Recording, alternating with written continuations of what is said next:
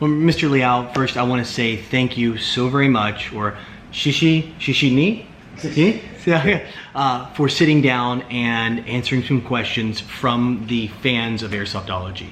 I really appreciate that. Welcome Anthology and all the fans from the United States coming to G&G Armament in Taiwan. So let's jump into some questions from the fans. I picked about 4 questions out for the fans that wanted to hear straight from you, the CEO of G&G.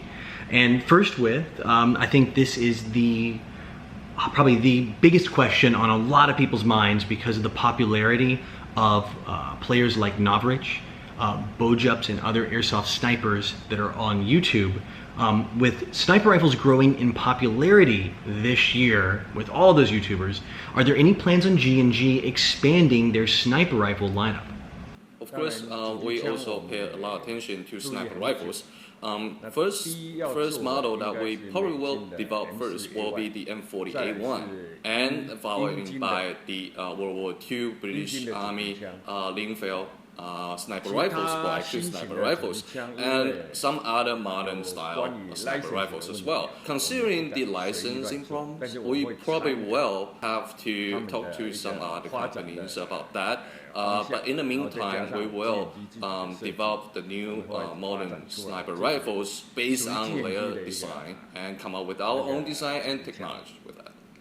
This is the question I've got from a lot of airsoft technicians over the years. Just curious, pure curiosity, nothing wrong. But when originally creating your internal components, why did you choose to put the screws on the non-traditional side of the mechbox versus the traditional Marui spec mechbox? This is actually a very good question. The original designer, he insists to put the screw on the other side of the mechbox. That's his intention to be a little bit different than other design. And of course, Mr. Liao respect his decision, and we follow his design, and thus we have the screw fixed on the other side of the mechbox. However, the next gen of G&G Armament mechbox will be on the same side as the traditional Marui mechbox. So the mystery is solved. Right. Next question up is, I think this is looking in the future. Airsoft is changing, it's ever evolving. So where does G&G see themselves among their competition currently? Who do they respect for innovating the industry, and who do they consider their main competitor as we look forward?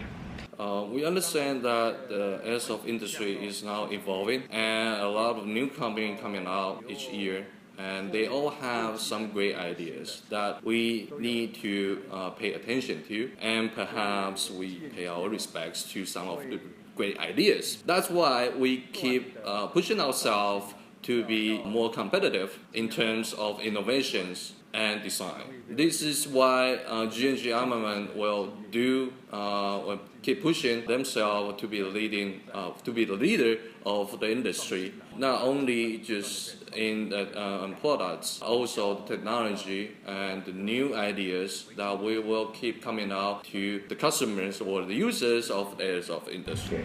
And last question, I know you're a very busy man, I don't want to keep you any longer.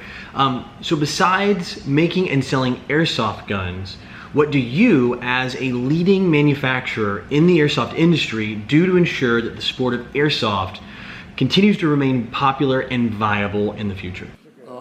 This is a really tough mission, but then not only G&G never gave up pushing airsoft, but also we are transforming ourselves from airsoft into a training market as well. Our products such as MET, the electronic targets, or MIT, the multifunctional tracer units, those are designed for training purpose as well. We also pushing the airsoft as a shooting sport, not only from the campus, but also to the military department as well.